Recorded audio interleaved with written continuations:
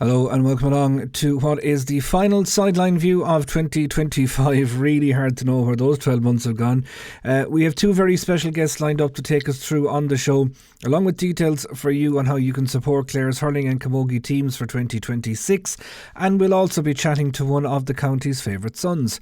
Now, if you're getting to that time of the year where you're kind of struggling to get that GAA fan in your life a Christmas present, the recommendation from us here on Sideline View is your Club Clare membership for 2026. It's now on sale. You can check out the social medias and the website and all the rest of it. And who better to tell us about the impact that Club Clare can have than a man that has seen it at the coalface for many a year now in the form of Conor Cleary.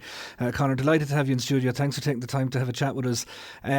Club Clare, it's been a massive success obviously since day one, and I guess in the modern era every bit of support is really needed. Yeah, it's been huge. I think as a player, when you come into training, you've all these things available to you with the GPSs and the different nutrition stuff like that, and I suppose we're kind of very grateful for it, but at times we could be oblivious to it when it's just there even. But we know that it's through the support of Club Clare and the helping things we got from that over the years that he's providing all them things for us, and we are very grateful for it. And I suppose it really kind of came to a head last year. I was one of a group who were lucky enough to go to America and see some of the fundraising that was been done over there, in conjunction with Club Clare as well. And I suppose just to see the pride these people have, who are fundraising for Club Clare to give their time and raise huge amounts of money so that Clare hurling at all levels can develop is great to see, and we are very grateful for it. And that's an interesting one, because I suppose we're used to seeing the fella in the stand or the child in the stand with the Club Clare bobble hat on, and you physically see them during a game, but to go and see the diaspora and what it means to them must be a totally different dynamic altogether. Yeah, huge. And I suppose it's something that when you are playing the game, you're very kind of in your own bubble, in the sense that you say you're concentrating on your game and your role and your training Tuesday, Friday, Sunday, but you do see a bit of it when, I suppose, things like this, or you see bits and pieces advertised online about Club Clare, and we're always well aware that when we do get stuff that it does come through that avenue. But I suppose last year, travelling to the States to see, you could go into the Gaelic Park in Chicago or Boston, New York, or wherever we were, and really, really proud Clare people there. And I suppose the thing about them is they don't see it as a chore. They're doing it because they want to see Clare succeed, which is brilliant. And it was definitely a big eye opener for me anyway, because I suppose when you are playing, you're very concentrated in your own game and you are aware of the fundraising that's been done. But I suppose to be done at that scale, especially abroad, is it's just a credit to the people that are doing it. A few good nights in Ned Devines with Pat Scanlon and Windy City with Michael Carmody, all these people. Yeah, we got to venture to all of them. We had great times, and they were very, very good to us now when we were over there. I suppose it was a trip that I always remember, and it was a great time. But I suppose the big takeaway for me was just how passionate they were. They were telling us the day of the final in 24 that in each of the places we went to, the amount of Clare people that were packed into the different pubs and different Gaelic parks and stuff like that. And I suppose when you are playing the game yourself, you think you're very kind of narrow-minded in the sense you think maybe the people who are at the game or the few that are watching it. But when you step back and look at it at that scale, I suppose it does make you very proud to be a Clareman. The Club Clare funds don't just go to support the senior team. We know it trickles all the way down along to the development squads. We saw a real visceral element of that the day that Clare won the All-Ireland against Galway in the minor, and the under 16s who would become the minor team of the following year were in the stand with all their Club Clare gear on. So there is that trickle down effect as well. Yeah, it's huge. I see too through the I'm a teacher in Rice College there, and in secondary schools you see a lot of the students going around in their Clare gear. And I remember, say, when I was that age, it was a huge thing to get a Clare jacket. Like, say, I suppose as you get older and you're fortunate enough to be in the panel in a couple of years, I suppose you become used to getting gear and stuff like that. But when you're 14, 15, 16 and you have a Clare jacket or Clare pants or whatever it is, it's a huge thing, and you do see the Club Clare logo on it. It does remind you where the funds are coming from for this gear. But definitely for the younger generation, and it is well entitled to too, because they train just as hard as the senior team do, or 21's team, the minors. And I think there was a very good thing brought in there was a year or two ago that the kits was the same for the minors, 20s and seniors. So same training tops, same bags, same jackets and stuff like that. So a minor is getting close enough to the same thing that 21 and seniors getting. So it just encourages them, and I can definitely see it from my role as a teacher in schools, the pride that these players have in wearing it, because find it hard to take it off. There's a little. I can just imagine Conor now at the top of the classroom to take off that jacket. We had it often ourselves in school. But I suppose, like, when you're talking about then progressing your 16, 17-year-old, I'm thinking of the likes of, just off the top of my head, the likes of a Jack O'Neill, for example, coming through to senior level. Those funds help the S&C, the nutrition, the sports performance, everything that's needed, so that when Brian does call him and say, listen, you're starting here now against Limerick in a National League game, he's ready. You've done all that you need to do. Yeah, I suppose I would have seen the likes of Jack, say John Cahill, Owen McMahon first hand, as they were in Rice College where I'm teaching. But yeah, I suppose the big thing, as you said there, around the S&C, like there's through the funds the Club Clare are raising, there's S&Cs going out to the secondary schools now, and they're doing S&C with say 15s, 17s and 19s. So say when the likes of Jack was under 15, he was getting high quality S&C from, it was Rob Mulcahy at the time coming into the school, and setting that framework for him to be able to play minors and play 20s and go on to a senior panel. So I suppose Club Clare, as you remarked there, doesn't just start at senior. There's a huge amount of work going into the likes of the S&C, and that's why you're seeing, I suppose, now more so than maybe when I started playing 12 years ago. There was maybe a jump in S&C, maybe a year or two where lads, when they come on to senior panel, had to put on a bit of size. But now you see a lot of lads come to senior maybe at 19, 20, 21 and they're already mid. And like that is all through the funds raised from Club Clare with the S&C, and even I know Grania Travers is doing great work there with the nutrition, and Paul Flanagan with the performance coaching. So that doesn't come for free, and it's a credit to, I suppose, everyone that is signing up for memberships and raising money for Club Clare, that they can make that reality. Absolutely, and I think the transparency is fantastic as well. The accounts are there, they'll be presented at the Clare GA convention. Caroline O'Connor, I know, involved in that, no better woman for it, and that'll be all publicly available, so people can check that out if they want. So clubclare.com, check out any of the social medias. I think it's a €50 single membership. There's children and adult memberships as well, and the bit of paraphernalia that comes with it, I think it's if I'm not mistaken, I think it's a bucket hat this year. There's been a lot of bobble hats. I have a fair few in my house, I have to say. They come in handy when a young fella's gone out the door and you're thinking he has no hat on the head, so they're very, very handy. There's lots of other little bits and pieces of merchandise as well, so you can check all them out. Conor, it's a Christmas time, I suppose, is the time you reflect and look forward, maybe in the same boat. For yourself, a frustrating 2025?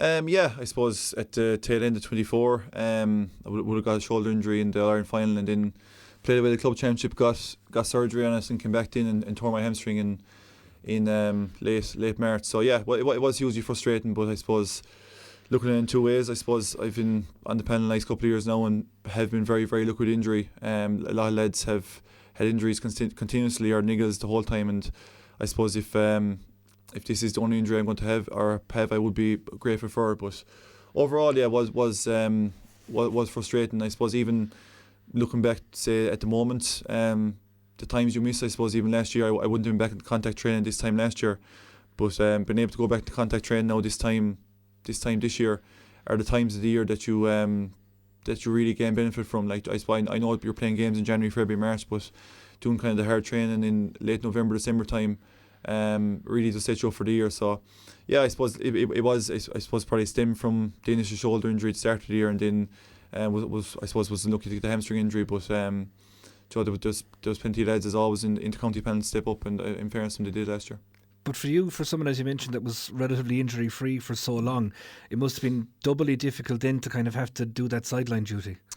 Yeah, I suppose at the very beginning when we came back, when you're not trained, you're doing your own bits and pieces, and it was probably the first time I was in the corner, we call it, when you're injured continuously. So it was definitely, yeah, I suppose just from the point of view when you're so used to playing, even when I go back to the club, you're constantly playing hurling and football with Midtown Camogie, and then so you're just been able to train. I suppose that's the biggest thing. Like when you're out there and you're going training, you're doing bits and pieces, but you're not actually able to, I suppose, contribute to the group and try to, I suppose, drive standards and help to make the group better. That's probably the most frustrating part. But I suppose you just have to. The biggest thing is at the end of the day you have to accept it. Like you're not going to, things like shoulder surgeries or torn hamstrings aren't going to heal overnight. So you're just going to accept it. And I suppose when I got the chance to come back in, I suppose really enjoyed the summer then, because I suppose I was fresh because I didn't play a huge amount with Clare and I suppose enjoyed the summer and enjoying my training at the moment. Yeah, we'll talk about that change from one edge of the square to the other maybe in a moment, but like when you think about it overall from an inter-county sense, and I was just looking back on bits and pieces the last week or two, like down so many players, and it seems to be in a kind of a defensive area as well. We're quite light, and then the year after in All-Ireland is difficult anyway. And then you think about, had the whistle been blown a small bit earlier here in that first game, it's such fine margins at that top level. Yeah, I think there probably was a lot of minute injuries. I think anyone that did play last year, I think, give a serious account of themselves when you look back at the Cork game, as you said. Joe and Davy Mack caught the ball. If the whistle was blown in, you would have win there. And then the Tipperary game was very, very small margins down the last 5 minutes. So I think Joe, over the last 3-4 years, Brian has built a panel that whoever's missing it on any given day, there's men ready to step up. And I think Les did step up last year. I think it's maybe kind of not noticed as much maybe that we didn't get the results, but like you had 5 minutes there at the end of the Cork game and then the Tip game. If you had got results in them, you could be looking at a different summer. When you look at the previous year then against Waterford, and even the Cork game below in Páirc Uí Chaoimh, really, really tight games that we came out on top in, but it could have went the other way as well. So I think that there was a bit of that last year, and I suppose when you do lose then, the narrative is that there's a reason for it, but I genuinely don't. I genuinely think any men that went out on the field last year performed and showed great heart, because even in the championship now to say we were down in the first half by 12 points against Cork, and even being down so much against Tip, the heart the team showed, I suppose, is a credit to what the group has been instilled to the group over the last couple of years, to show up, to keep fighting and keep I suppose playing to the end. And obviously that hunger is still there, that everybody's coming back. Is just hearing a couple of bits that Shane and others would have done, and there seems to be a collective thing of, come on, let's write that off and go again. Yeah, there is. I suppose Les, again, I suppose my narrative there around lads around a certain age group, but I know from talking to lads around that age group, it's really like, I suppose lads don't see it that way. Lads see 2025 over now and 2026 is on the horizon. They don't see not looking too far ahead and not looking to the past, just see at the moment. And like I know from talking to lads bodies feel good, and they're just really, really excited now for the year. And I suppose we're happy with the kind of block of individual training we've done so far, and a few sessions we've done since we've been allowed back. But yeah, like any year, to be honest, there's not I suppose added hunger there for whatever happened. I think it's just there's excitement there now to get back playing games again, and even when you finish the club championship, getting back in around the group. Again, we're very, very fortunate to have a great group, so it's just brilliant to be involved. And I wonder, are those lads of an older vintage looking over their shoulder at some of these young upstarts that are starting to appear off minor and 20 panels that are really putting their hand up? Just off the top of my head, I'm thinking of Jamie Moylan, Owen Gunning. I think Mark Sheedy has a huge future in goals. Those two Hegarty lads there hanging around Dinah Kilnamona that are going to be big guys as well at either end of the field. So there is a real sense that there's a good deal of talent stacking up. And that's before you talk about Ian O'Brien when Paul Rogers comes through. It's quite exciting. Yeah, hugely exciting. I suppose through my work as a teacher as well, I would see a lot of them in schools games as well, and even at Munster College's level, a lot of them players you mentioned over the last couple of years have been the top performers in the competition. Harry Doherty, he's one I should throw in there as well. Yeah, very good player as well. Yeah, but I suppose when you go in training, even at the moment, at the start of the year, like any year, there's fresh blood brought in, and any player that's I suppose that's very energising and very motivating for you, because you have to be on top of your game and drive your own standard, and because they will drive a standard. Because I suppose when you come into a panel like that, even at Les they're in at the moment, you can see they're really enthusiastic, they're really pushing training, and that's what you need though. If a group, I remember even in 24, like the group that we had, some of the training games we had in the lead up to the semi-final and final, the second team that was there at the time was really, really pulling up to the first team. That's what you need. You need the 40 best hurlers in Clare in the panel at the time, and we've been lucky the last couple of years that has been the way. Yeah, Dara Kennedy and Ballyea, she's on. I goes into that bracket. You'd love to see them all coming through. A Division 1B campaign around the corner. I know there's a Munster Hurling League as well, which is coming up pretty much the third day of the new year out in Tulla. Division 1B, a good place for those kind of guys we spoke about to maybe, I won't call it off Broadway, but certainly get good inter-county game time. Yeah, I suppose from our point of view, we'll be treating it as any kind of national league. We know that we're there on merit from last year. That we didn't perform the league, even though again when you look back in the league, there was maybe one or two games that were tight games that just didn't go our way, and we didn't get I suppose the bit of luck we might have had other years, but yeah, no, listen, like any league, I suppose there will be. I think even the Munster League, there'll be a huge amount of lads tried. I think the one thing about the management team is that they've always given lads a fair crack at the whip. That if you're performing and training, you'll get game time, and there's a huge honesty there like that, and lads are aware of that, and it's a very fair way to operate. So I think, yeah, I suppose like anyone that's going to be playing, whatever stage of the league it is, it's their jersey, and it's for whoever comes back in to try to get back off them. And if lads do come in and play well, it's going to be very hard to take them off the team then. So, and they'll be aware of that as well. But that's what creates the competition that you need to be successful in. And a big start to the league, Dublin at home, and then it's an 8-hour round trip to Dunloy to take on Davies Antrim. You can put another hour onto that if you're coming from Quilty direction. So it's a nice big road trip, but it's a good way to start the season. Talking about the club season, Conor, I think a lot of people were saying, just can't wait to see Conor Cleary back now at full back or centre back for Clonelly, and all of a sudden here he pops up, this free scoring full forward. Yeah, it was different now. I suppose Brian Culbert has come into Clonelly, and he's, I suppose from an outside perspective, he had his own ideas, and I suppose that was one of them. And I suppose especially for being out injured so long, all you want to do is be playing games, and I genuinely didn't mind where I was going to be playing. But I suppose I was lucky too, in the sense that with the way Clare went for us this year when we were finished in the May, there was maybe an 8-week block there where you got to play challenge games with Clonelly and stuff like that. It wasn't like usual where you were finished inter-county and you were straight in the club, so there was a bit of time to get used to the position. But yeah, no, it was enjoyable, it was different. I suppose it was enjoyable too, from the sense that we went on a bit of a run with Clonelly, but no, we didn't go the whole way. But I think there's a great honesty in that Clonelly group, above the really, really hard trainers, some like very, very good lads there.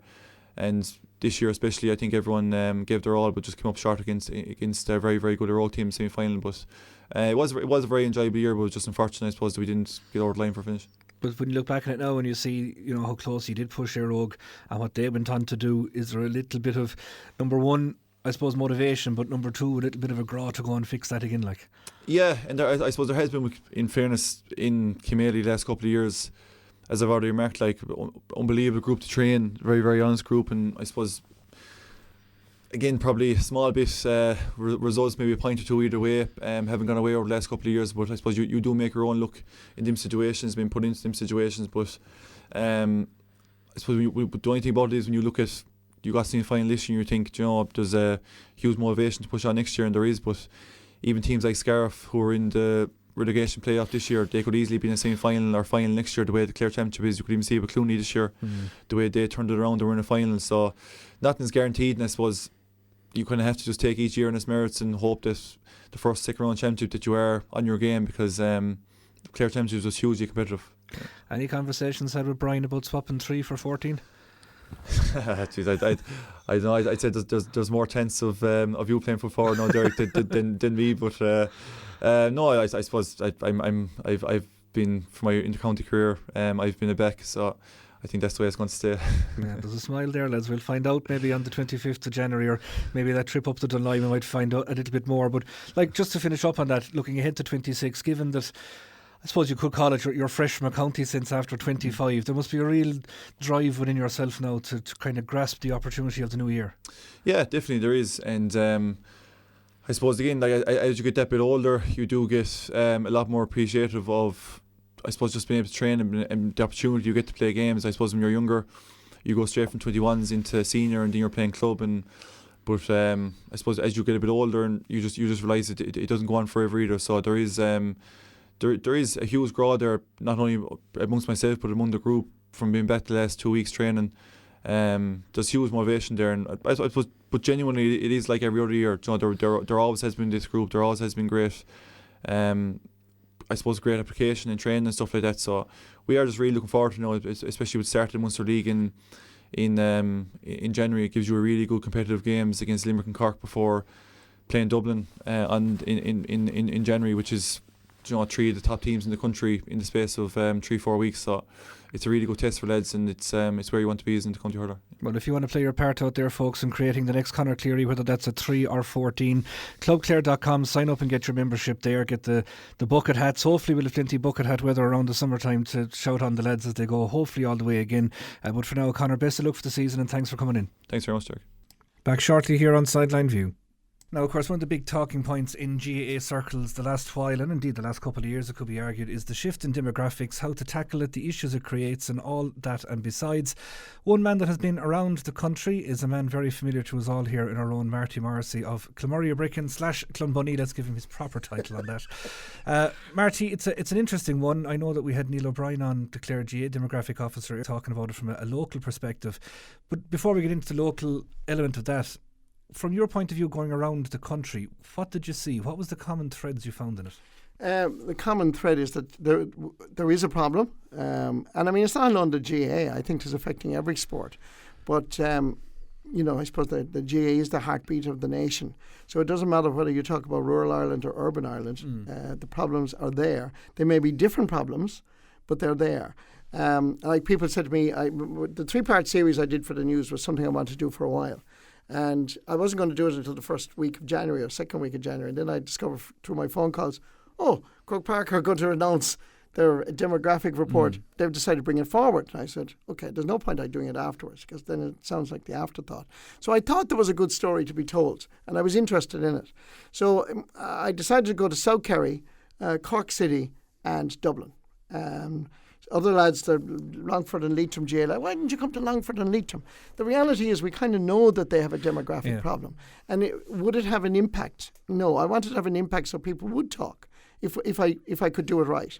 So when I went to South Kerry, I found part of the country that we all love. You don't have to be from South Kerry to love the place. And in its beauty and the passion of the people. And I mean, I was great friends with the late Mick O'Dwyer. I admired Mick O'Connell. I was a little bit ahead of my time, but as a child I do remember him vaguely. But then you think of, all the great Maurice Fitzgerald, magnificent footballer, Brian Sheehan. So to me, and Jack O'Connor, obviously, a living legend, literally with so many All-Ireland titles. So I said, that must be all right.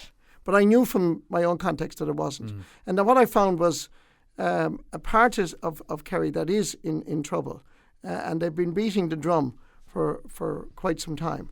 Joseph Macron is a great man down there, and Michael Murphy, the demographics officer, was very forthright and very straightforward.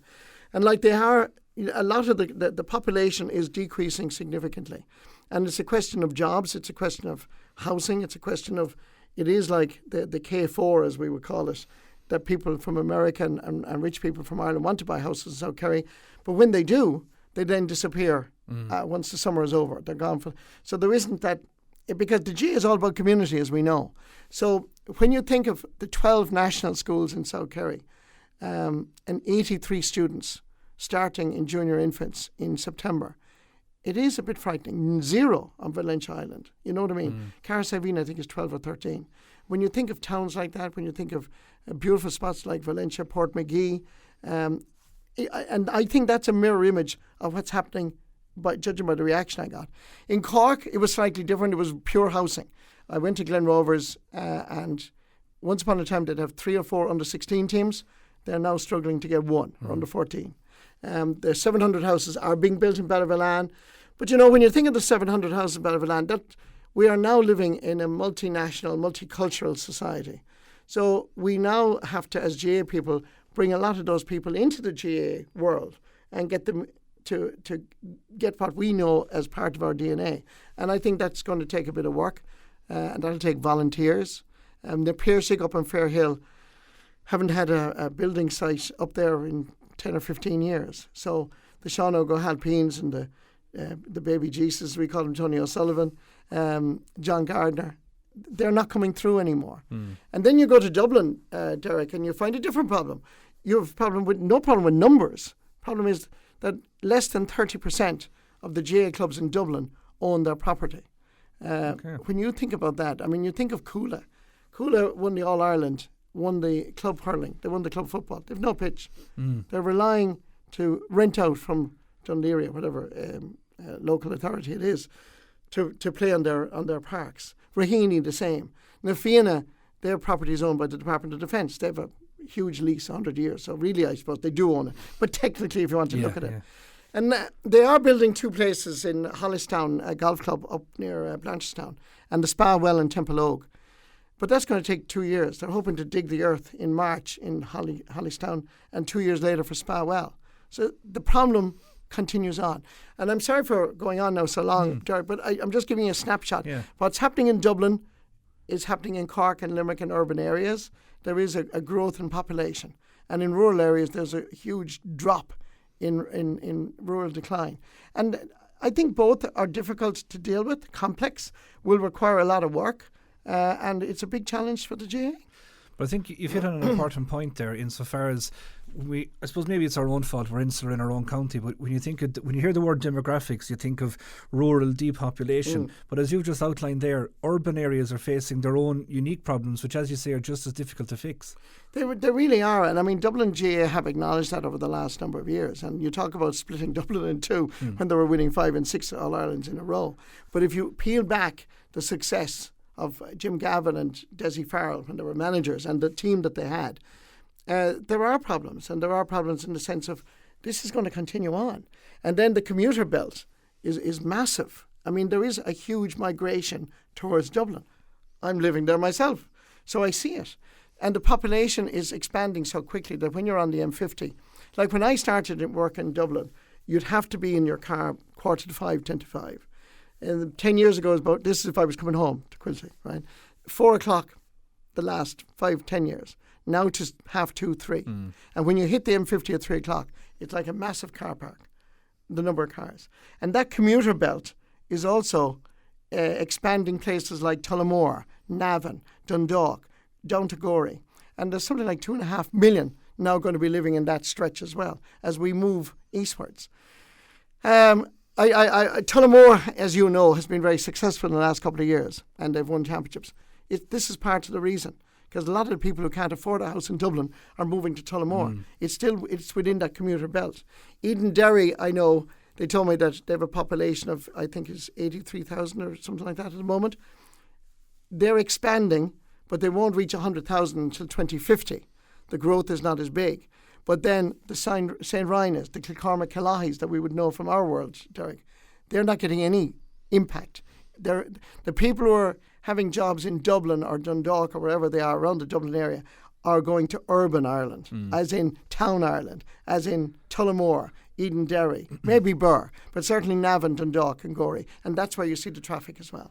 Just to take it back into the more rural setting that might resonate a bit more with people around here, the South Kerry element, like I'd imagine their issues are the same as what, we might face in places like Quilty and Muddock, like Killanena, like Tubber.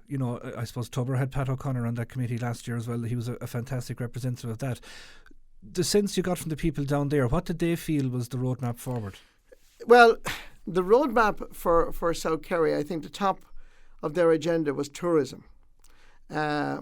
And I would suggest that tourism is big for us in Clare. Whether you're east or west, that doesn't matter north. Because in the north you have the Burren, down the west you have what we have, the Atlantic and the Wild Atlantic Way, and the east you have Killaloo, and south you have going down to Kerry. So we're very lucky to be from the county that we're from. But there are others who are not as lucky. So to go back to your question, they're thinking tourism, but really they need jobs and they need decentralisation. Michael Murphy made a valid point, I know what I used in my report, about AI coming. And AI, which is going to scare us all, could be done from Sneem, Kenmare. It doesn't have to be in Dublin. So I think this is bigger than the GAA. This is a socio-economic problem. It will require the support of government in whatever way they can. And that is, I would think decentralisation would be a great thing. But they need, 10 houses in Portmagee would make a huge difference, or Renard. 10 houses back in Kilbaha or Loop Head, or indeed in Fecal, would make a huge difference if there were jobs created. So it is interconnected with government strategy, with housing and with jobs. And I guess here in Clare, when we look at our under-21 championship in both football and hurling, it's predominantly amalgamation-led. You go from Ballyvaughan all along the estuary to Kildysart. I think there's just 2 or 3 clubs standing on their own 2 feet, which is scary because from a senior perspective, you'd imagine 21 is your roadmap. Does it take a cultural mind shift from the traditional GA to say, look, I might actually have to shake hands with my neighbour across the stream here to keep us going for 2 or 3 years until the lads that are gone to Australia, gone to Vancouver, until they come back and settle? I think that's part of it. I think amalgamations are probably a short-term gain. I mean, I don't know how...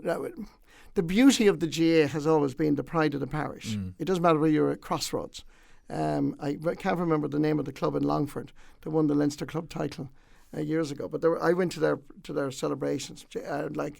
We're from a small space, but they're smaller still. Yeah. But it was the pride of place. Newbridge and Derry. I did a match above in Armagh recently. Newbridge against Scottstown, and there were 5 sets of brothers on the Newbridge team. There was, and then there was another. McPartland, I think was the name, and he was a cousin. Right. So you talk about 12 or 13 of the team. There was 13 of the team. That is a strength. I don't know if amalgamations will work long term. I think the GA, to their great credit, led by Charlotte Burns, has issued a significant report last week, and that is they're going to bring forward a couple of motions to Congress in February, which I think will pass or should pass and requires the support of the nation. So instead of having a rigid law that everything has to be 15 aside, there has to be flexibility.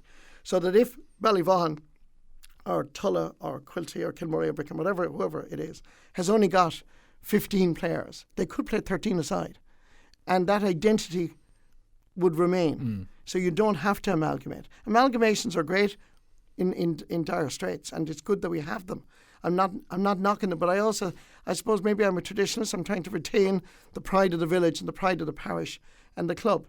And I think maybe being flexible, having 11, 12 and 13 aside, in those numbers, clubs may survive as a separate, independent identity. Is that something you see getting support, though? Because you mentioned being a traditionalist, and there are a lot of people that would say, 13 isn't a championship team, and 11 isn't a championship team, so it won't change overnight. It's a mindset change in a lot of ways, isn't it? And your question, you mentioned in your question, and you mentioned it again, it is a mindset change. And I suppose when I say I'm a traditionalist, I'd like to see the Crossroads and the parish, however small, retain their identity. And if that means we have to change our mindset from 15 to 13 aside, I think that's a good thing. Because if Doonbeg want to play on their own and not play with Kilmurray or play with Kilkee, or Tulla don't want to play with Killanena or whatever way you want to, whatever clubs you want, I think if they can retain their independence and retain their identity, while hopefully things will change. Because I think people are now more aware that this will require outside thinking. This is not just a GA problem.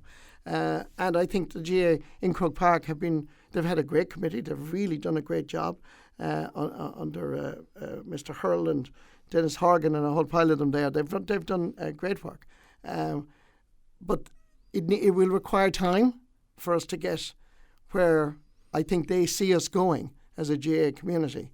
It may take a couple of years, but I think it is possibly the way to go forward. It is flexibility, and we all have to be flexible over the next 10 years. And I think that's an incredible word you've used there, flexible, because a thing that gets thrown at the GA quite a bit is they're very slow to change. We had that old, Rule 42, 27, all the rules they changed, right?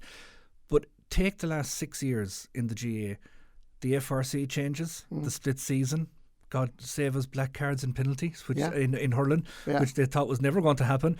Debates around the weight and size of the slitter, the rims of the slitter. The GA in the last decade, has it become totally unrecognisable from what this millennium started out as? I would have thought so, to be honest with you. I mean, the changes that didn't happen in the 50s, 60s, 70s and 80s have now happened, particularly as you mentioned, Derek, in the last 10 years. All those changes have come in our lifetime. Our fathers and our grandfathers and grandmothers probably wouldn't have experienced any change. But there is a recognition that things need to evolve, and they evolve quickly. Now, sometimes I might be in favour of everything they've done, but you can't criticise the GA for not willing to experiment and not willing to change. That's a positive thing. Although I'd still like to maybe go back to a couple of other things. Yeah, can we talk about that? You're a big proponent of the September All-Ireland finals. I am. And I'm going to be flexible here. I would go for as maybe August, but I am a firm believer that we do need to extend the season. I understand how difficult it is. I was involved with our club for all my life and still am, peripheral. And I know the difficulties we have. But I also know the intercounty player, a lot of them are struggling to be able to do everything. Because when they come off the intercounty season, they go straight into the club. And we're still having Munster club finals as we had last week at the Munster club football final below in Thurles. And that was December. Like, I think I'm doing the club camogie final on the 15th of December. There's the Ulster club final on the following Sunday, whatever dates they are. So it hasn't changed dramatically. And I think we had a thing a couple of years ago, a momentum that for women in sport, that if you don't see it, you don't play it. It really, really worked. And thanks be to God, we have equality now, or we're getting to equality, and rightly so. And it's wonderful, I love it. But the GAA hurling and football disappear off the public consciousness after the All-Ireland finals. It's too long a gap. And that vacuum is filled by soccer and rugby, and they're delighted with the opportunity. Where I would argue, if there are two counties in the hurling final, two counties in the football final, everybody else can go play a club when they're knocked out of the championship. You can actually start, if Clare, God forbid, are knocked out of the championship early, you could start the club championship within a couple of weeks, depending on when a county is knocked out. And the 4 counties remaining in the All-Ireland would get a bye, maybe, which I think they're trying to do now, into the Munster Club semi-final or whatever. So I think that needs to be looked at again. Yeah, I'm not convinced of it, and I certainly feel it's off the public consciousness. Every time we turn on the TV, I do it myself. I love it. I love football. I love soccer. We see rugby, but I just don't think we see enough GAA. We didn't discussing this before we came on here. And look, it's not the two of us talking anyway, Marty. There's nobody listening to us here anyway, that's for sure. But like, I get that argument, but I suppose to counter it a little bit, could we look at it then and say, okay, the club game is your local hero at your local pitch with your local young fella at it. Is it a case of maybe, rather than saying the inter-county thing is the big sexy selling point, should we look at ways of lifting our club game a little bit more, to tell all those local club stories, to give it that same aura, that same interest, that same media exposure? And no more than we've gotten equity in terms of the gender-based thing, the club and county become more equitable in terms of column inches, sponsorship opportunities and exposure in general. I'm 100% with you. I mean, to me, as I said, even if we had All-Ireland finals in August, I know I'm being, how would I say, assertive just for our interview. I'd be happy to have All-Ireland finals in August. Yes. What I think our predecessors, they got it right, in the sense that there was a mixture. You could play a club championship match in June, whether it be in Clare hurling or Clare football, and you could actually, Brian Lohan or Paul Madden could give you a ring. Jesus, Derek, you played well last Sunday, you might join the panel. Now maybe that's not feasible anymore, but that's the way it was. So what I'm trying to say is there a way, to follow up your thinking, of choreographing this a little bit better, that club and county can work in conjunction with each other? Because that was the old way, and it seemed to work overall. Now managers want the time and the space with their players now every day, and I understand that as well. So there's arguments and counter arguments, but I do think that even if we get All-Ireland finals, I think it's going to happen into August, that would be a good thing. And again, it's coming back to, as you say, I suppose the day of the dual county reaching the All-Ireland finals hasn't happened in a while. So you're talking four counties. Everybody else can go play their club at the start of August. I think we've been very lucky in Clare, insofar as split season or not, the bank holiday weekend in August, or maybe the week before it in July, has always been the starting point for championship, and it runs fortnightly. Okay, we might have one dual weekend. I think we're looking at that structure, that might change, but it hasn't impacted it hugely. So I think there still is. I think the biggest thing is certainty for players. We used to have a system. I think that April club month was a disaster for players. That didn't really work. It was shoehorned into the intercounty season. But now players know that if they want to book a holiday in June or July, they can do it and they won't miss their championship. Important. Whereas before it was a case of, let's wait until we're knocked out of the All-Ireland series and then we'll see about dates.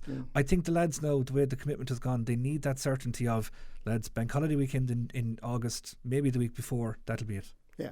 And I think that's a very strong argument, to be fair, because the club is the essence of what we do. But I suppose I'm looking at it from a national perspective, and I just think it disappears too quickly for us all. And maybe I'm wrong, and I put my hand up. But I do think that I do, even if we got far as the middle of August, I think I'd be happier to keep the intercounty scene centre stage for a little bit longer.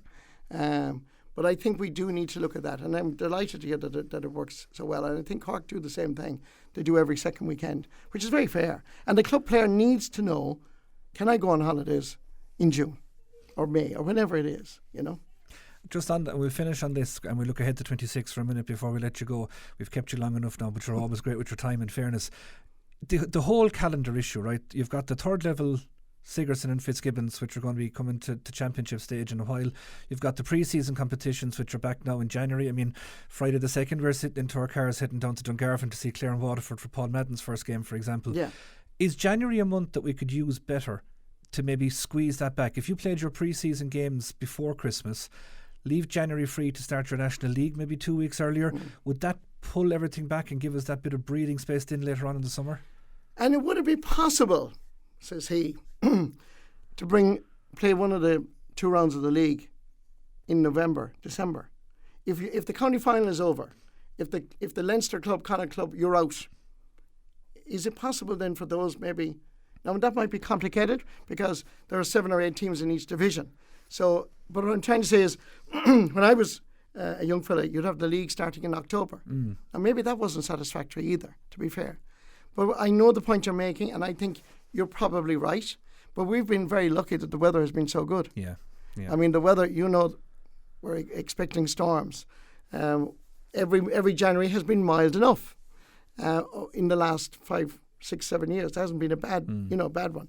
But if the weather forecast is as bad as what it is, the changing climate, I wonder, could we even play games in January? Yeah. Please God, we will. And if we will, I think that needs to be looked at. And I think there was a desire that the pre-season tournaments would be squashed. But you saw the momentum to bring them back again. And I think especially last year when it was the new FRC rules that you'd kind of trotting ground before that. We're on the brink of 2026. Marty, excitement in Clare football with Paul Madden's appointment. Excitement in hurling that maybe last year we got just a year where things didn't go right, injuries and all the rest of it. Start afresh, take the tip lads down a peg or two. What are the thoughts? What are the dreams for 26? I think we're going to bounce back in 2026 in hurling in particular. If I can talk about that, I think we have the squad. I think we have the players. I think we were desperately unlucky last year. I'm looking forward to 2026 with Brian Lohan and the lads. I don't know if he's unearthed new talent in the club championship. I wouldn't know. But certainly the players we know and that we have are as good as what's anywhere else. And they brought us great pride and great honour winning the All-Ireland. So I'd expect a kind of a kickback from the hurlers. I think Paul Madden is a great choice as football manager. I think he's done a great job at Éireoga, and Éireoga have been worthy champions over the last number of years. I know they were probably disappointed against the Bars, but the Bars probably should have won the Munster Club with what we saw last weekend. So, and the Bars are a very good side, excellent football side. But so I'd be hopeful. I think the footballers will do well. I hope they give full commitment to Paul. I think he's an excellent choice as manager, and he lives it and he breathes it, and he's one of our own. And I think that the footballers under him will perform well. They need to do well at home. That's where the pressure is. Yeah. You have to win your home games. I'm not too sure what games they have. So they're starting off away to Down in Newry on weekend 1. Okay, well that's a tough one. Home to Westmeath after, and then away to Fermanagh. So 3 tough rounds to start. They're 3 tough games. Yeah. You'll be doing well now to get 2 or 3 points out of that. Down in Newry, very difficult. But that's a great challenge. And Westmeath are always improving. And Fermanagh, they play a nice brand of football. It's a pity in some ways that they haven't been more successful because they've been knocking on the door. They have one big game a year and then they kind of don't have that consistency. But I mean, if we could get 3 points out of that, I think we'd be doing really, really well. It would set us up. And even 2 to win one of those games would be great. But I do wish Paul and I wish the footballers the best of luck. And I'm very optimistic that the hurlers will rattle a few cages and make an impact in Munster and the All-Ireland in 2026. Speaking of rattling cages, Marty, to finish it up, they're letting you back to Calpe? They are letting me back to Calpe. Yeah, we're going back. We're having a great week again, the first week of October. And I thought of, I know Johnny Logan really well, and I persuaded Johnny to come. So once I Johnny, I then asked the others. So we've Charlie McGettigan and Paul Harrington. We've Linda Martin and Niamh Kavanagh, who'll be doing Dancing with the Stars in January. And they're all coming. We're going to have a Eurovision night. There might be Eurovision in whatever it is, but we'll have Eurovision in Calpe. We'll have our own Eurovision. But also, there's a strong Clare connection. I'm going horse here. PJ Murray, my neighbour, and Seamus are coming. Karen McInerney, plain sailing. Davin Livingston and our friends from Clare. But we also have Tommy Fleming and Sean Kane. The Whistling Donkeys are coming for the first time. So we have a great group. Church to Ladies with Jodie Madden from Milltown and New York. Absolutely. Well, look at Deirdre Grant at Calestra Travel, a mighty woman, a fantastic organiser. Yes, she's brilliant. She will get you right on that. So calestratravel.com and Deirdre's number. I know you've given out before, Marty, but before the voice goes, throw it out. It's Deirdre at calestratravel.com, and it's 01 833 6935 is her is the landline number, and then our mobile is 087 689 3519 689 3519. If you're like myself, you need a mobile number. Very good. Well, give her a shout. Good Donegal woman, and she'll be glad to get your phone call as well. I can tell you firsthand, folks, it's a mighty event to be at. I was glad to be over there last October, and who knows what this October will bring. But right now, if you want to get that good Christmas present, as Marty mentioned, give Deirdre a shout. She'll sort you. Marty, as ever, thanks for your time and have a happy Christmas. And a happy Christmas to you and all your family. So I'll probably see you. You're my neighbour. You'll be up the road. And everybody in Clare FM and the listeners and the people of Clare. Now, and we are all but out of time here on Sideline View, not just for this evening, but indeed for 2025. But on behalf of myself and all the Clare FM Sports team, I want to thank you for your support throughout another busy season, and as ever, your feedback is always vital in shaping how we go about covering sport here in the Banner County. On the inter-county front, it was a season of frustration in the main on the hurling front, but a big 2026 lies ahead for Brian Lohan and his crew. We only have a fortnight to wait for the first official game of Paul Madden's tenure. We'll be off to Dungarvan on the 2nd of January for the opening round of the McGrath Cup. I think it's fair to say that all involved in Clare football are really excited to see what Paul will bring to the table. New management for the Clare camogie side also, as Eugene Foodie takes the reins. Their run to the All-Ireland quarter-final probably being the highlight of the inter-county Gaelic Games year this year, as we followed them all the way to Croke Park.